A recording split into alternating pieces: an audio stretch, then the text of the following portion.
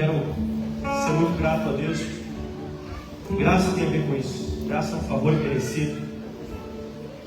Porque outro dia andando no carro, né, viajando, eu pensei assim: Senhor, tudo que eu tenho de mais precioso está dentro desse carro. O Senhor que está conosco, minha mulher, meu filho. Estava refletindo que faltava mais uma coisa que eu tenho muito preciosa. Vocês não estavam dentro do carro. Sabe, ser pastor é um sonho que eu tinha desde adolescentezinho ali. Eu sonhava, eu desejava, eu almejava poder anunciar a verdade do Senhor, a palavra do Senhor, e ver a igreja de Jesus avançar, ver a igreja de Jesus crescer. O Senhor me concedeu esse privilégio. E eu me lembro daquele versículo que diz assim: agrada-te do Senhor e Ele satisfará os desejos do teu coração. Não sei quem plantou primeiro, eu ou ele. Ele plantou o desejo em mim de ser pastor, ou eu plantei nele. Mas a palavra de Deus nos diz em João capítulo 4, a partir do versículo 1, eu vou fazer a leitura na Nova Almeida Atualizada, e diz assim: quando Jesus soube que os fariseus tinham ouvido dizer que ele fazia e batizava mais discípulos que João, se bem que Jesus mesmo não batizava, e sim os seus discípulos, deixou a Judéia, retirando-se outra vez para a Galiléia, e era necessário atravessar pela região de Samaria. Assim, Jesus chegou a uma cidade samaritana chamada Sicar, perto das terras que Jacó tinha dado a seu filho José, e ali ficava o poço de Jacó. Cansado da viagem, Jesus sentou-se junto ao poço, era por volta do meio-dia. Nisso veio uma mulher samaritana tirar água. Jesus disse: dê-me um pouco de água, pois os seus discípulos tinham ido à cidade comprar alimentos. Então a mulher samaritana perguntou a Jesus: como sendo tu judeu, pede água para eu, que sou samaritana? Ela disse: por isso que os judeus não se dão com os samaritanos. Jesus respondeu: se você conhecesse o dom de Deus e quem é que está lhe pedindo água para beber, você pediria e ele lhe daria água viva. Ao que a mulher respondeu: o senhor não tem balde e o poço é fundo. De onde você vai tirar essa água viva? Por acaso o senhor é maior que o Jacó, o nosso pai, que nos deu o poço e do qual ele bebeu, e assim toda a sua família e o seu gado? Jesus respondeu: quem beber dessa água voltará a ter sede. Você pode dar glória a Deus, mas quem beber da água que eu lhe der nunca mais terá sede. Viu? Você pode dar glória a Deus adiantado. Pelo contrário, a água que eu lhe der será nele uma fonte para jogar para a vida eterna. A mulher lhe disse: Senhor, eu quero dessa água para que eu não tenha mais sede, não precise vir mais aqui buscar. E Jesus disse: vai então e chame seu marido. E segue a história. Ela chama o marido. Jesus disse para ela: esse homem aí não é o teu marido, você já teve 5, esse que está contigo agora não é. E a história vai rolando. Ela diz que ele é um profeta. Então ele se revela a ela, ela chama a galera da cidade para ver. Eu vou explicar detalhe por detalhe essa passagem, esse começo, para você entender o contexto. Mas o caso é que essa história, sabe do quê?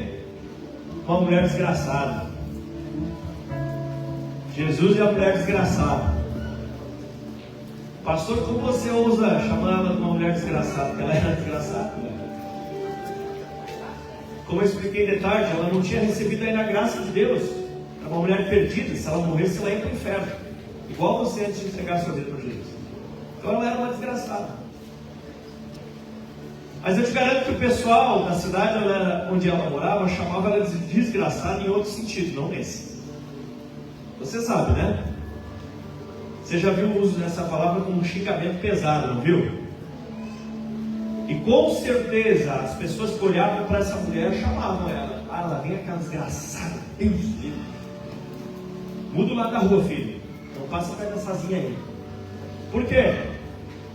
Porque essa mulher disse que ela já tinha tido ali 5 maridos, estava no próximo já. Como eu acho muito difícil que ela era tão habilidosa em matar marido, eu suponho que ela era uma pervertida. que aprontava. Ou escolhia muito mal, porque para escolher 5 caras para largar dela. Pastor, mas ela não teria que então ser apedrejada, mas ela morava em Samaria, eles não levavam tão a sério assim esse negócio de lei de Moisés. Porque Samaria era um lugar que havia se dividido, Reino do Sul, Reino do Norte, e a casa de Samaria tinha ficado revoltada contra a casa de Davi, e eles misturaram vários tipos de religiosidade junto com a religiosidade judaica, virou balaio de gato.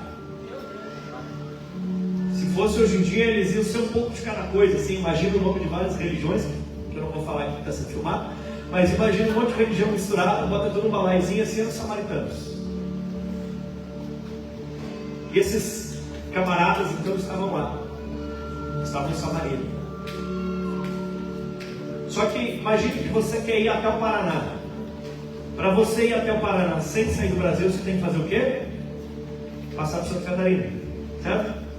Então, diz aqui que Jesus, ele deixou a Judéia, estava indo para Galileia, mas no meio só quem tinha? Samaritanos. Então ele podia contornar, muitos judeus contornavam. É como se você quisesse ir para Curitiba e você descesse para pegar a 101, descesse para Porto Alegre, pegava a Freeway e adiante. Mas Jesus disse: não, eu vou a Vacaria, vou a Lages, vou pelo meio dos morros. Dava mais ou menos ali uns 120 quilômetros caminhando ou no lombo de animais. E Jesus resolve passar por um caminho onde os judeus não costumavam passar. Afinal de contas, eles eram muito santos para passar no meio daquele povo desgraçado, impuro, se achavam, né? E Jesus resolve, e diz ali: deixou a Judéia, retirando-se para a Galileia, e era necessário passar pela região de Samaria. Jesus estava em um lugar, o objetivo era chegar em outro. Samaria, sabe o que era? Só o meio, só um intervalo. Mas acontece que muitas vezes a gente está pensando no lugar que a gente estava, a gente está sonhando com o lugar que a gente vai chegar, mas não estamos desfrutando do lugar que estamos agora. Olhando para o retrovisor, e quem olha demais para o retrovisor corre o risco de bater de frente, ou olhando demais para o futuro, o destino para onde a gente quer chegar, está olhando para o Waze, mas está esquecendo de olhar para o para-brisa. Porque Jesus não disse assim: eu sou a linha de chegada, ele disse assim: eu sou o. Que a vida com Deus, ela é um desfrute, ela é um relacionamento. Jesus não é algo que usamos para chegar ao Pai, é algo com quem convivemos na jornada ao Pai, que nos relacionamos, que amamos, caminho. Amém? E Jesus então estava no meio, no intermediário, porque as pessoas às vezes ficam presas nisso. O dia que eu for líder de célula, eu me entrego a Deus. Na época que eu tinha tal função na igreja, eu fazia isso. Mas Jesus não estava nem no antes e nem no depois. Jesus estava no agora. Ah, mas esse não é momento oportuno. Mas quem disse que tem que ter? A Bíblia diz: prega, quer oportuno, quer não. Prega em todo o tempo. Talvez, se você estivesse saindo de casa e no caminho furasse o pneu e aparecesse alguém perto de você, isso já aconteceu com a junção, estava indo para o casamento, ou voltando do casamento, indo para o lua de mel, não me lembro, uma coisa assim. E aí foi ajudar o cara, já pregou o cara.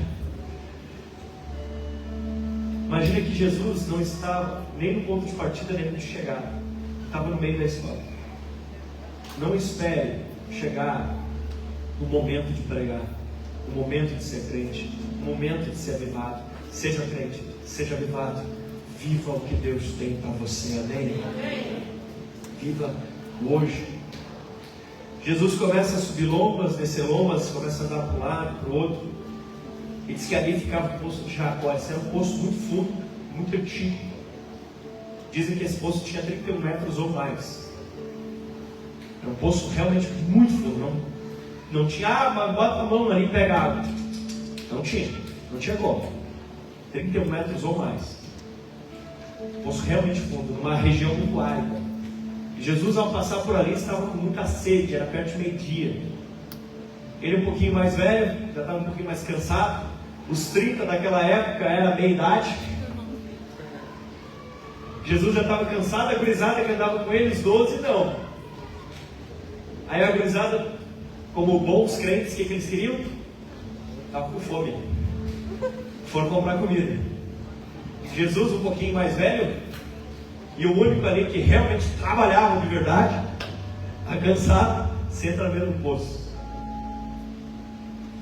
E acontece uma Jesucidência ali, que justo na hora que os seus discípulos saem, a mulher chega. É uma divina coincidência, meu irmão. Porque como aqueles discípulos iam agir se Jesus se encontrasse com uma mulher samaritana, um povo que eles tinham rixa, na frente dos discípulos? Talvez ela nem ia chegar perto, a gangue dos 13, imagina, 13 caras lá, talvez não ia chegar perto, ou talvez eles iam encarar com preconceito, mas justo na hora que eles saem, ela chega.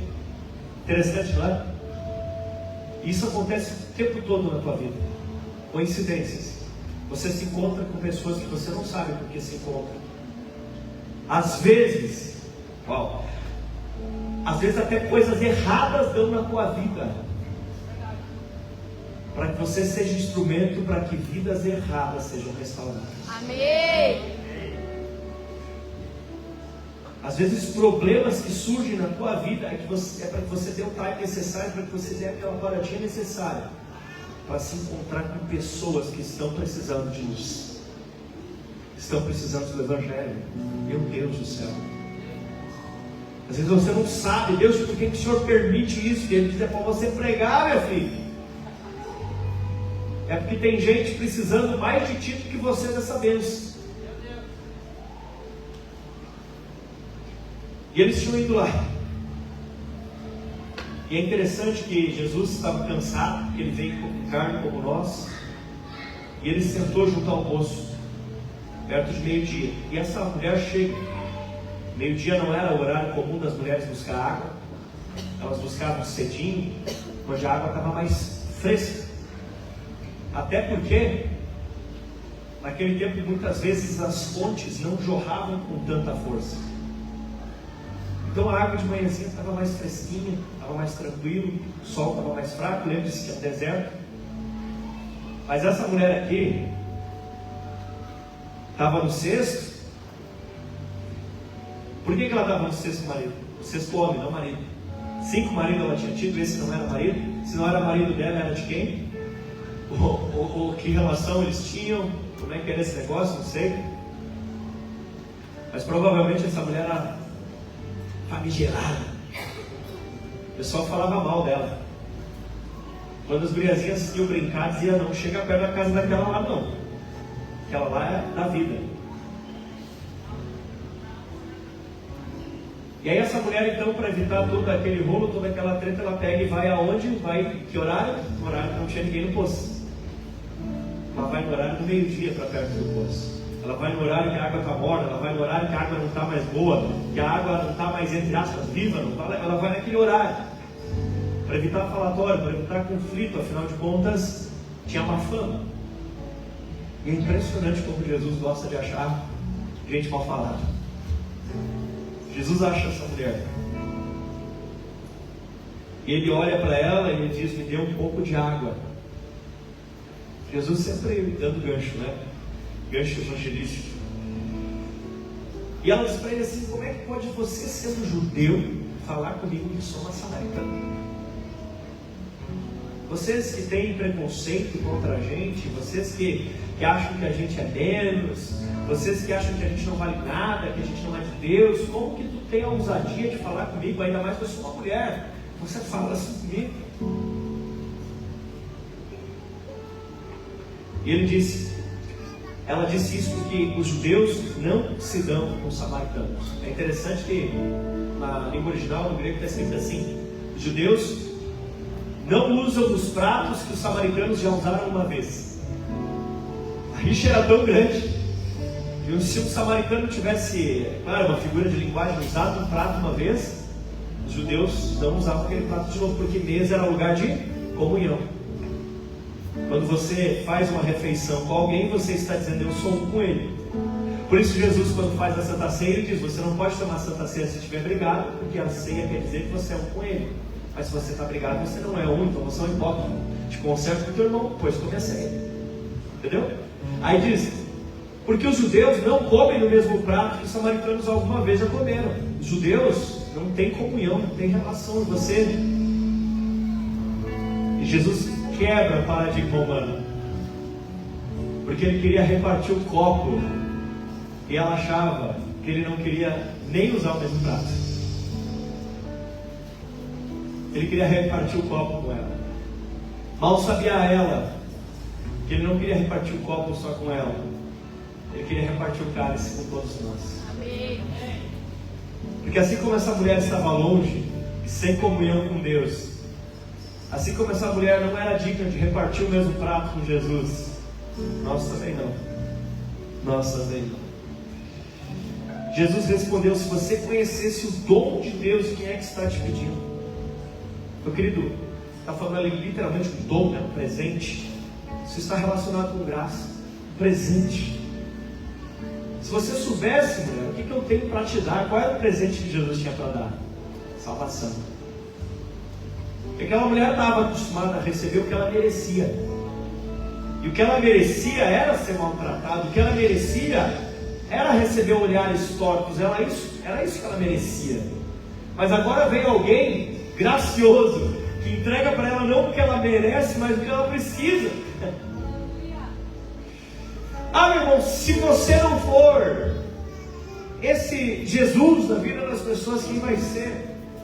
Porque as pessoas, elas entraram para dentro de casa na pandemia, mas não saíram mais. Pastor, de onde você está tirando esse assunto? Pensa comigo. Tem impressão? Nós estamos diante da geração mais egoísta, egocêntrica e pensa em si mesmo de todas que eu já vi na minha vida.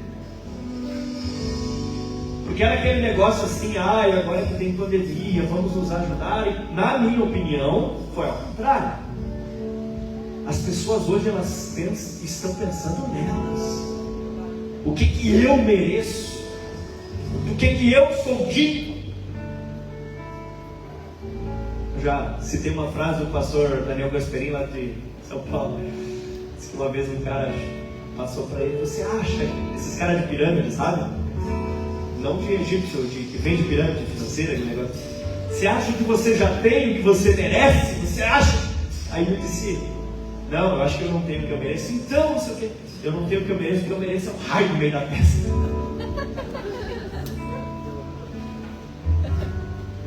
As pessoas estão acostumadas a ser tratadas pelo que merecem, mas os cristãos são convidados a tratá-las pelo que elas precisam.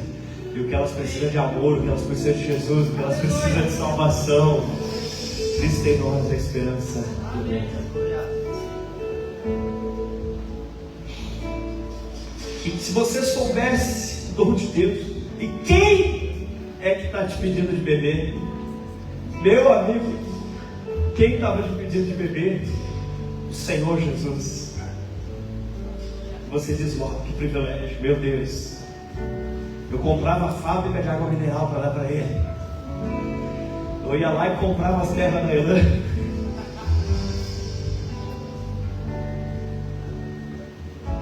Mas quando as pessoas perguntam quando que te demos água, quando que não te demos água, ele diz, quando vocês deram água para um desses pequeninos. Quando você faz o bem ao próximo, é a Cristo que você está fazendo bem. Porque ele disse, tudo que fizerem faz como para Deus e não para os homens. Se ele disse para você fazer como para Deus e não para os homens, quer dizer que para ele, quando você faz para os homens, é como se estivesse fazendo para Deus. É lógico isso, não é? Meu Deus do céu. Você que pediria, e eu te daria água viva. Para eles existia a água viva e a água morta. A água viva, fala da morta primeiro. A água morta era aquela água que estava parada. Ela podia ter escoado para dentro de uma cisterna depois de uma chuva, ficado armazenada. ela poderia ter brotado de uma fonte, mas não estava mais brotando, estava só armazenada. Ela estava parada, essa era a água morta. Mas a água viva era a água que estava brotando continuamente. Essa era a água viva. Você já viu aqueles olhos d'água, nascente? Quando você vê aquilo brotando, aquilo é uma água viva na concepção daqueles judeus. Uma água viva, está brotando, está saindo água, é água viva, está nascendo, nascente, uma fonte. Uma fonte. Jesus disse para ela: se você soubesse o dom de Deus, se você soubesse quem é que está te pedindo, tu quer pedir para mim e eu queria te dar água da fonte. Uau! Meu Deus! E a mulher disse: mas o Senhor não tem balde, o poço é fundo. O que ela imaginou? Como boa descendente de hebreu, tudo eles imaginam em imagem, até a língua deles, com figuras, né? Ela imagina Jesus descendo dentro do poço, 31 metros, pegar água. O poço é fundo, de onde você vai tirar água viva? Em outras palavras, você vai descer lá dentro do poço e ainda vai achar o buraquinho da onde a água está brotando? Por acaso você é maior que o Jacó? Ela diz assim: para aí, meu amigo, eu sou descendente de Jacó, o escolhido de Deus, o nosso pai, eu sou descendente, eu tenho sangue, para com isso. Sabe por quê? Porque feridos ferem. Vai o judeuzinho, ela já estava acostumada a levar pedrada de todo mundo. Quem está acostumado a levar pedrada, com o tempo aprende a tirar pedra. Até Provérbios diz que o covarde de tanto apanhar se torna corajoso.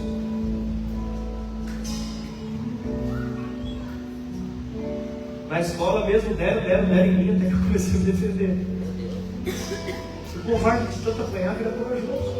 Por isso que às vezes eu acho que o diabo é meio burro, às vezes, porque a pessoa já está infernizada, mas ele dá mais uma infernizada, mais uma, até que a pessoa não aguenta mais e corre para Jesus. Você consegue entender isso? Feridos ferem. Às vezes as pessoas que estão machucadas, elas agredem, mas não é porque ela está contra você, é porque ela se armou, ela está acostumada a apanhar, ela está com dor. Muitas vezes pessoas que você encontra por aí que parece que chuparam limão de manhã cedo, é porque elas foram feridas e elas querem lutar contra tudo, contra todos. Elas querem brigar, elas dizem: eu sou guerreiro, e elas querem brigar, elas querem lutar, elas já acordam assim,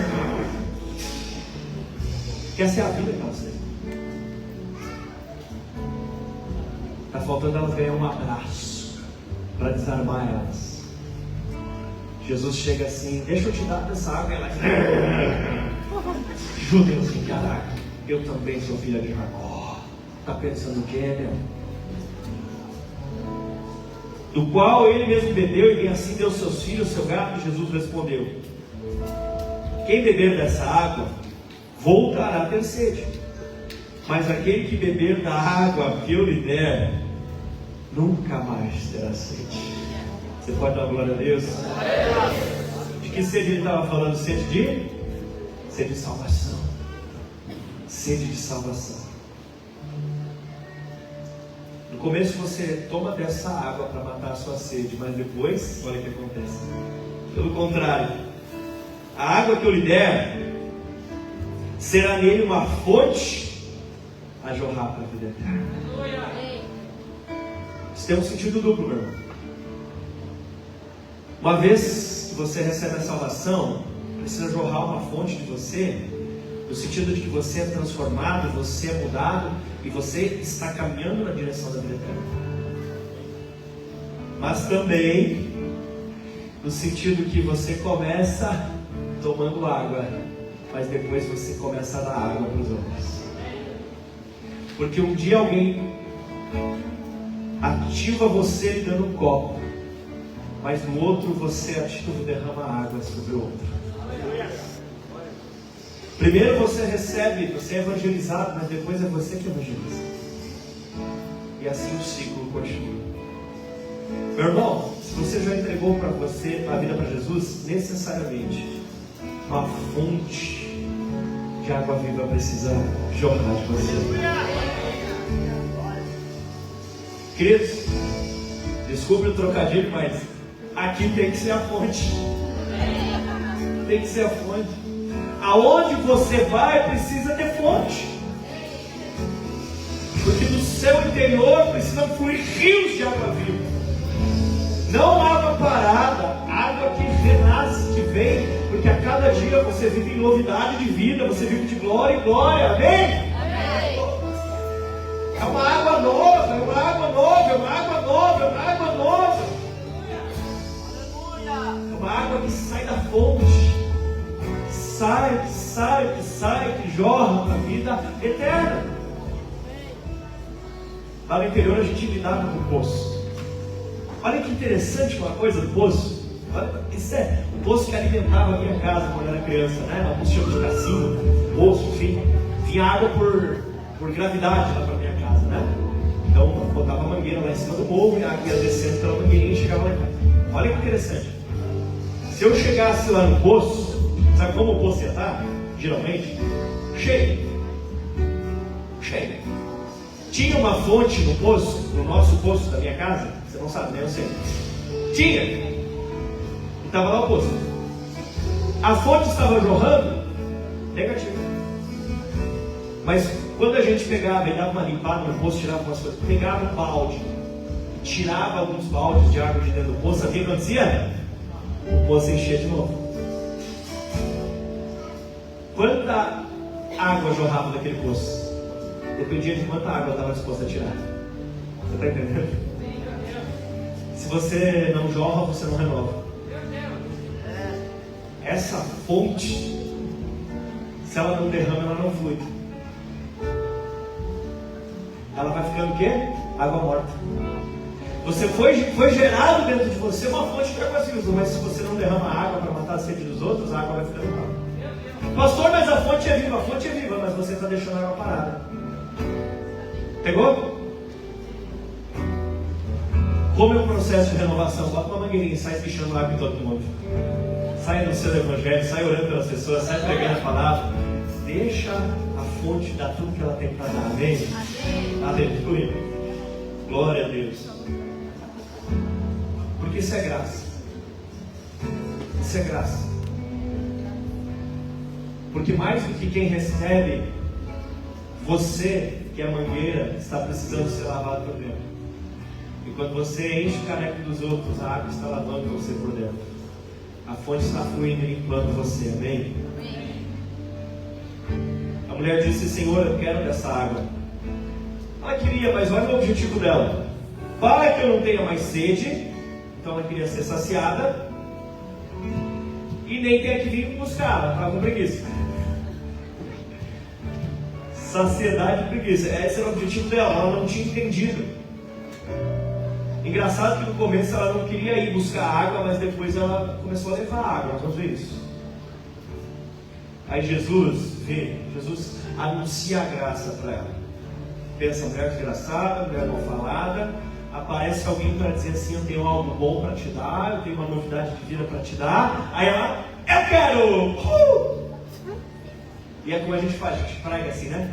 Ah, Jesus te ama, Jesus quer te salvar, Jesus quer dar a sua vida e todo mundo. Aí quando chega naquela parte assim: vai chamar seu marido e volte aqui. Sabe o que Jesus estava fazendo? Você pode seguir empolgada, mas esse teu auê tem limite. Antes de jorrar a fonte na tua vida, você tem que se arrepender e confessar os seus pecados. Qual era o principal pecado dela? Era a questão dela conjugal. Teve 5 maridos que estavam com o 6º cara que a gente nem sabe quem era. Era conjugal o problema dela. Relacionamentos. Então Jesus apresenta a graça. Mas antes que a graça pudesse fluir na vida dela, Ele não exige mudança imediata, Ele exige arrependimento instantâneo. Ele exige: se arrepende. Eu quero Jesus. Então sabe, é o teu marido? Isso. Esse judeuzinho agora vai me me confrontar. Esse judeuzinho ouviu falar da minha fama. Ah, esse judeuzinho estava bom demais para ser verdade. Até pensei que era um cara legal. Até pensei que era um cara bacana, mas lá vem ele me acusar. Ele estava acusando? Você fez uma pergunta. Jesus estava cutucando ela para o arrependimento. Para o arrependimento. Não tem marido. E Jesus disse: você tem razão de dizer que não tem marido, porque você já teve 5. Jesus recebe uma palavra de conhecimento. E esse que agora tem não é o teu marido. O que você disse é verdade. A mulher disse então, olha a resposta dela. 19, tem que botar aqui, 4:19. Olha só o que ela disse. Agora, conseguiu? Agora, eu sei. Percebe? Ele chega puxando assunto com ela, ela já se amata, judeu. Aí ele mostra amor, ele mostra graça. Quando toca na ferida dela, ela diz, eu sei. Já se arma de novo. Eu sei. O Senhor é um profeta. Arrogante, mas é um profeta. Na concepção dela, né? O Senhor é um profeta. Profeta judeu. Mas não reconhece ele como Deus. Reconhece ele como alguém bom, mas não como Deus. E aí ela começa a mostrar assim, eu manjo desse negócio de religião. Eu entendo desse negócio de teologia, ser profetinha judeu. Eu entendo desses negócios, quer ver? Nossos pais adoravam nesse monte, que tinha uma disputa lá entre os judeus e os samaritanos sobre qual monte era o monte certo de adorar. Mas vocês, judeus, dizem que Jerusalém é o lugar que se deve adorar. Ah, profeta, você quer falar de religião? Você veio para me acusar? Toma! A gente diz que esse aqui é a montanha certa. Jesus respondeu, mulher era um jeito respeitoso de se dirigir a uma mulher naquela época, tá? Era tipo, senhora, mulher, acredite no que eu te digo. Vem a hora que nem neste monte, nem em Jerusalém, vocês adorarão ao Pai. Porque no começo, o único altar que existia era um altar de terra. Pastor, que é altar de terra? Esse altar de terra fica 3 vezes na Bíblia, basicamente. Primeiro, o altar de terra. O Senhor pega do pó da terra e faz Adão e terra sendo a habitação do Espírito, altar de terra.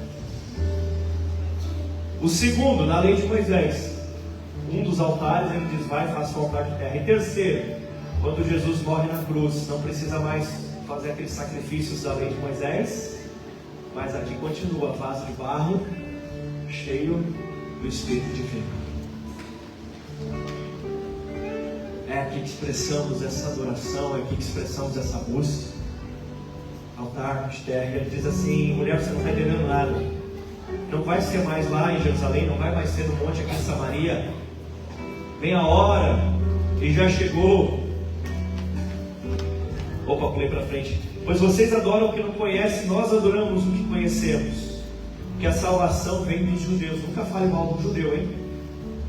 Jesus diz, a salvação vem dos judeus. Jesus veio através dos judeus. Nunca fale mal de Israel, nunca fale mal dos judeus. Deus tem um compromisso com esse povo, amém? E que os verdadeiros adoradores adorarão o Pai em espírito e em verdade, pois são esses que o Pai procura para seus adoradores. Ele estava dizendo para a mulher, para com esses papos aí religiosos, teológicos, para mulher com isso tudo. Eu tenho a liberdade de chamar Deus de Pai. E foi por isso que botaram Jesus na cruz. Porque ele tinha liberdade de se chamar Filho de Deus. Deus é Espírito e é necessário que os seus adoradores adorem Deus em Espírito e em verdade. A mulher respondeu, eu sei. O que ela tinha respondido antes para Jesus? Eu sei. Lembra? Está aí com João 4 aberto? Se não está, pode deixar aberto. No 19, quando Jesus fala, ela responde, eu sei. E agora, depois do versículo 22, ela diz, eu sei. Meu amigo, quando você está cheio de eu sei, vamos ver o que acontece?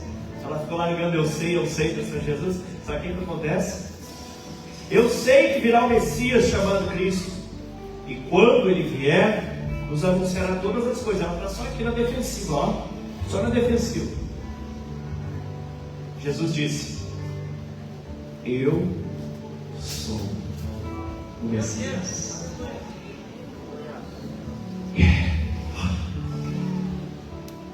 Esse som da respiração. Eu sou. Mulher, ei, eu sou.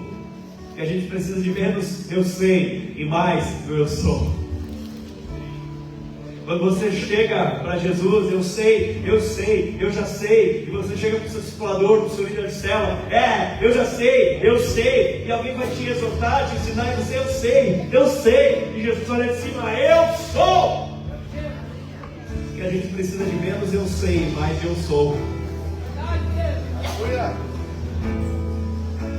Eu sou. Tanto no sentido de ele, mas também no sentido da gente ser. Ser de Deus. Ser fonte que jorra. Amém? O poço pode estar cheio de água, mas se não está jorrando é água morta. Eu sei, poço cheio, mas não está jorrando.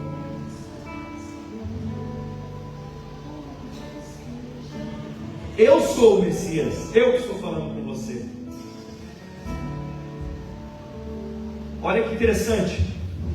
Os discípulos saem, a mulher chega, aí ele larga, eu sou. Quando ele fala eu sou, ele arrebenta ela no meio. Ele arrebenta a mulher no meio. A outra vez que ele fala assim, eu sou, sabe quando é? Quando vão pegar Jesus no Getsemane. E aí fica pensando, quem que é, e ele não larga assim, ele diz, eu sou, sabe o que acontece? A galera cai geral no chão. Está na tua Bíblia. Está na tua Bíblia. Quem é o Messias? Quem é o Messias? A gente quer prender ele, a gente quer matar ele. Quem é o Messias? Ele. Eu sou. Bum! Eles caem aqui no chão. E esse é o nome de Deus. Claro que possivelmente não foi isso, mas a impressão que dá é que Jesus por um instante esquece que ele tinha virado humano. E ele larga o seu nome divino. Ainda bem que não matou todo mundo, né? Ele podia expressar isso e matar a humanidade inteira. Eu acho que ele se segurou ali. Eu sou. Eles só caíram no chão. Mas quando ele diz eu sou, meu irmão, sabe o que acontece? Ela bebe dessa água. Quando ela para, ela retrucou todas as vezes que Jesus foi falar, ela retrucou, eu sei, e Jesus falava para ela, eu sei, mas quando ele diz, eu sou, ela fica quieta. Aleluia. E diante do eu sou, fica quieta. E aí os discípulos chegam.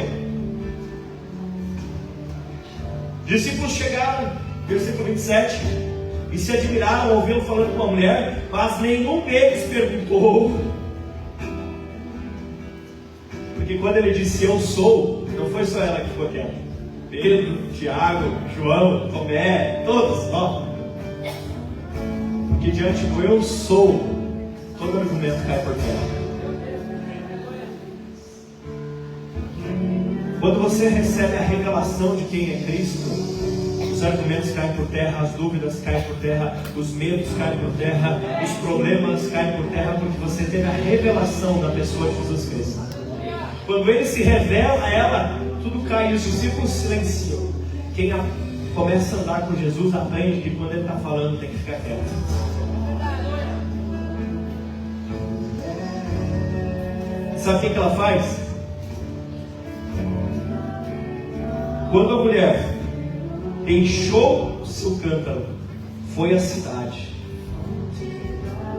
Ela tinha ido buscar água. Sabe por quê? Para não morrer. Ela morava numa região desértica. Ela precisava de água, sabe para quê? Limpar sua sujeira e se hidratar. Para ficar limpa e viva, alimentada. Ela precisava encher o cântaro e voltar para casa para cuidar daquele cara que morava com ela, para cuidar dela mesma para tirar a sujeira do corpo, das roupas, para limpar a casa e para se hidratar e não morrer. Mas ela deixa o cântaro, sabe aonde? Aos pés de Jesus. Porque ela recebe o dom de Deus, porque ela bebe da água da fonte, e ela entende que ela não precisa mais correr atrás de balde, mas que ela precisa deixar o cântaro aos pés de Jesus. E ela, entenda, isso era vital para ela. Enche, Jesus, fica enchendo, eu já volto. Porque quando você está seco, você tem que ir para os pés. Você tem que ir para aquele que é a fonte de águas vivas. Quando você está se sentindo cansado, sobrecarregado, venham a mim. Quando vocês estão cansados, sobrecarregados, eu os aliviarei. Aquela mulher estava cansada dessa vida, cansada das burradas dela, cansada dos homens ruins, cansada de ser ruins para os homens, cansada daquela vida. Ela larga o cântaro aos pés de Jesus. Porque o que essa vida tinha para dar para ela não ia matar a sede que ela tinha. Porque ela não tinha mais sede do que a vida pode dar. Ela tinha sede da vida que vem em volta. Ela deixa os pés de Jesus. E sabe o que ela faz? Deixou o seu cântaro e foi à cidade. Peraí, mas ela não tinha saído de fininho na hora que o pessoal estava cestando de mentira? Ela não tinha saído de fininho de meio-dia para ir lá buscar água quando ninguém estava vendo? Como que agora ela entra na cidade, bem espalhafatosa? Ela não estava mais com medo de que descobrissem quem ela era? Não. Ela não tinha mais medo de que descobrissem quem ela foi. Mas ela queria que todos soubessem quem ela era agora. Porque ela foi uma desgraçada. Mas quando ela encontrou Jesus, rios de água viva começaram a fluir de dentro dela. E ela, de desgraçada, vira missionária. Ela de mulher mal falada, ela de destruidora de lares, ela de viúva negra, ela daquela mulher que fazia sei lá, sabe o que? Agora ela volta para trazer vida. Porque, meu irmão, essa água lava qualquer vaso. Aquele era um vaso sujo, mas agora virou um vaso novo. Meu Deus. Porque Jesus avisou ela. Jesus avisou, Jesus não disse para ela: se você beber dessa água que eu tenho para dar, vai sair uma gotinha. Jesus disse assim: se você beber da água que eu te der, um rio vai fluir de dentro para você. Jesus avisou. Jesus avisou. Ela não se aguentou. Ela não se aguentou. Ela correu para a cidade.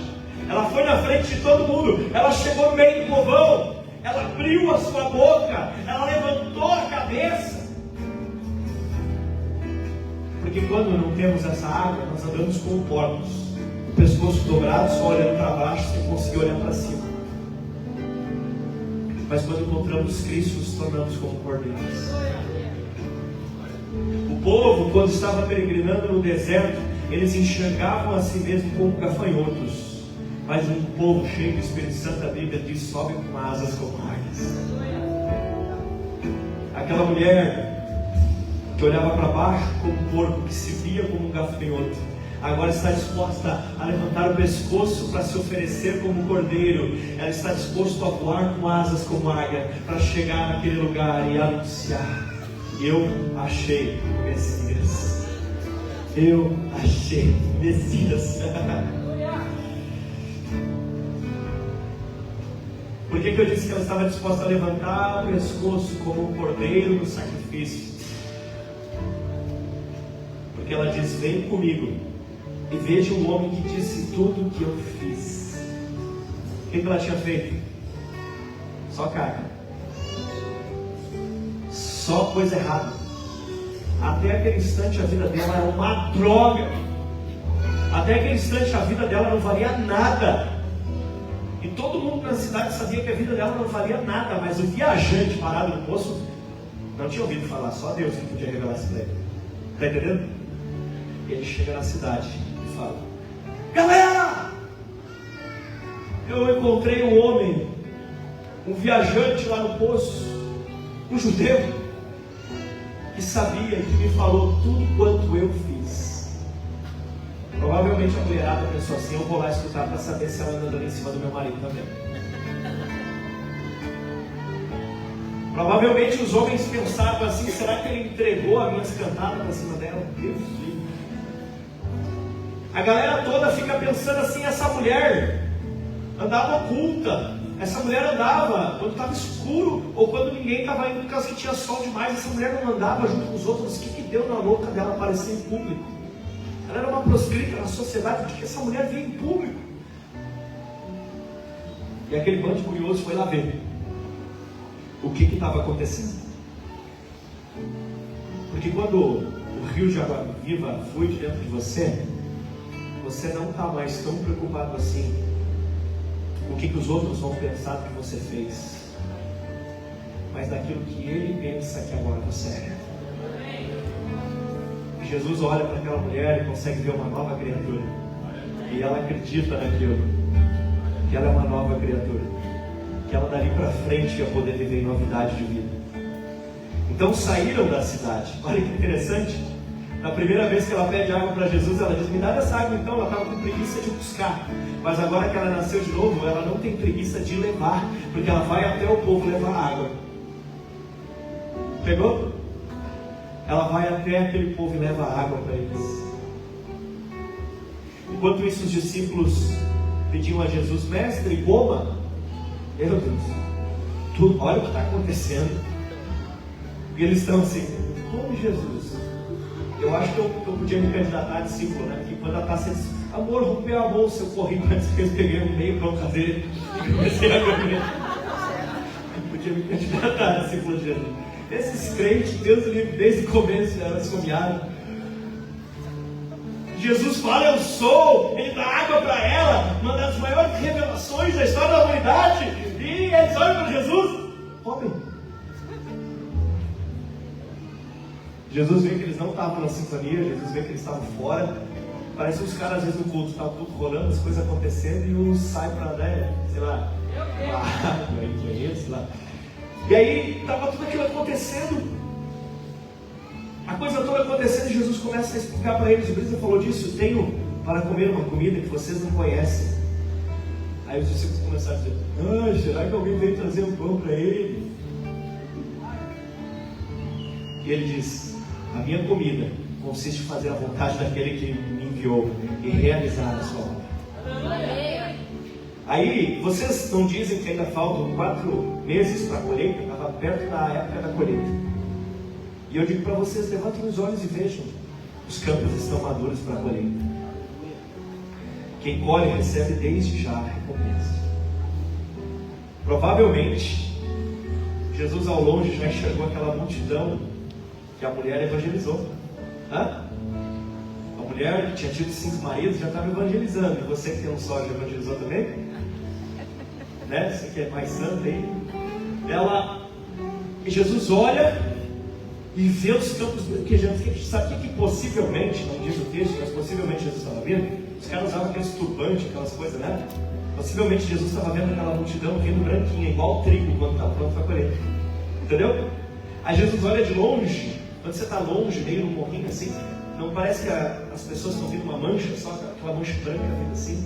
Jesus diz: olha, vocês estão falando, ó, o campo está pronto, esse discípulo lá pensando no pão ainda. Ainda bem que naquele tempo não tinha inventado a coca. Não, nem assim eles entenderam. Os campos estão branquejando. Quem colhe recebe a recompensa desde já e ajunta o seu fruto para a vida eterna. Você só leva nessa vida quem você se torna em Cristo, o relacionamento com Ele e as vidas que você ganha. Aí Jesus disse: colhe já a recompensa e ajunta fruto para a vida eterna. Oh, glória! Para que se alegrem ao mesmo tempo que semeiam e colhem, assim é, meu. Ela foi lá e pregou para eles. Aí Jesus continuou: pois o caso é verdadeiro, eu que semeio, outro que colhe. Eu venho vocês para colher que vocês não semearam. Nós estamos aí para colher, meu irmão. Mas eu acho que vai chegar um tempo de uma grande colheita. Vai colher, meu irmão. Não fica esperando o tempo. Jesus não ficou esperando chegar na Galileia. Jesus não ficou esperando chegar na Galileia. Ele estava ainda na Samaria e ali ele já estava colhendo. Entendeu? Muitos samaritanos daquela cidade creram em Jesus por causa do testemunho da mulher. Qual era o testemunho da mulher? Gente, lembra que eu roubei o marido da fulana ali? Jesus sabia. Lembra que eu adulterei com o marido daquela lá? Ele contou, ele sabe. Certo, eles pensam, mas uma roubada mesmo, olha. Esse é o testemunho. Pastor, mas ela estava se humilhando. Mas Jesus disse que o cara foi o maior das filhas de mulher. João Batista, ele disse, convém que ele cresça e que eu diminua. Aquela mulher entendeu que se contar as mazelas dela e se diminuir, fazia que ele crescesse, estava valendo. Mas o que vão pensar se eu contar o meu testemunho? Vão pensar que Jesus é bom? Que o diabo não presta muito descrente. Mas e se eu contar da onde Jesus me tirou, o que vão pensar de mim? Vão pensar que a maravilhosa graça. Esse é o testemunho dela. Olha quem eu era, olha onde eu estava. Ah, mas se depois disso nunca mais ninguém quisesse falar com ela, ela não estava preocupada que ninguém mais nunca mais quisesse falar com ela, porque ela já tinha o verbo da vida com quem se relacionar. Ela queria que todos conhecessem Jesus. Meu Deus do céu. Meu Deus. Ele disse tudo que eu já fiz. Quando os samaritanos foram até Jesus, pediram e permanecesse com eles ali, e ele ficou 2 dias. Muitos outros creram nele por causa da palavra de Jesus. Olha só, ela semeou, Jesus colheu. Olha que legal. Olha que legal, Jesus colheu a semente que ela lançou. Olha que bacana. E dizia uma mulher: agora não é mais por causa do que você falou que cremos, mas porque nós ouvimos e sabemos que este verdadeiramente é o Cristo, Salvador do mundo. Eles começaram porque ela falou para eles, mas eles continuaram porque Jesus falou com eles. Você começa porque falam dele para ti, mas você continua porque ele fala contigo. Você pode dar glória a Deus? Você começa porque falaram dele para ti, mas você só consegue continuar porque ele fala contigo. Eles começaram porque ouviram ela falar dele, mas continuaram porque Jesus falou com eles. Meu Deus do céu. E eu quero perguntar para você, meu irmão: você já bebeu dessa água? Você já tomou dessa água? Você consegue visualizar o poço? Pastor, eu já entreguei a vida para Jesus. Pastor, começou a brotar, jorrar dentro de mim a água da vida. É? Ele está jorrando ainda? Não, jorrou até encher o poço. Quando encheu o poço, parou de jorrar. Tá bom, né, pastor? Não, tá bom não. Porque se essa água ficar muito tempo, ela não é mais água viva, é água morta. Nas épocas de grande vazão do poço, a gente tinha que sangrar ele. A gente às vezes precisava sangrar ele para a água não ficar muito parada.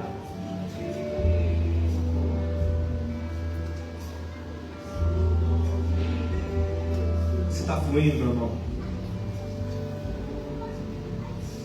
Que Jesus não te chamou só para tomar um copo d'água. Jesus te chamou para o seu interior, fluir rios de águas vivas. Rios que jorram para a eternidade. Eu quero convidar você, feche os teus olhos, se coloque de pé. Maravilhosa graça. Maravilhosa graça. Esse é o último culto da CRV. Nós vamos voltar para as nossas casas, para as nossas cidades, para as nossas semanas. Mas eu queria te chamar. Deixar o teu cântaro aos pés de Jesus. Ela estava preocupada com o balde. Balde são as coisas que esse mundo dá para enganar você, para parecer que você está matando a sede. Mas a sede volta. A água que você pega de balde, irmão, ela te sacia por um tempo, mas depois volta a fome. A pessoa vai lá na balada, usou o balde para tomar uma água. Ela vai para droga, usou o balde para tomar uma água. Ela vai lá para streaming, ela pegou o balde para tomar água. Ela joga futebol, nada contra, mas ajudou por um tempo. Ela toma um remédio, ajudou por um tempo, nada contra também. Mas são baldes. Mas o convite do Senhor é para rios de água viva. Você está fluindo, meu irmão? Só tem um jeito de ter água viva permanentemente dentro de você. É se você saciar a sede dos outros. Se você for aquele que leva o copo d'água para quem está precisando. Se for aquele que deixa o cântaro aos pés de Jesus e vai fluir rios de água viva, porque convém que eu diminua para que ele cresça. Convém que eu diminua para que ele cresça. Convém que eu conte o meu testemunho. Convém que eu conte. Por quê? Porque eu não sei. Eu sei que ele é.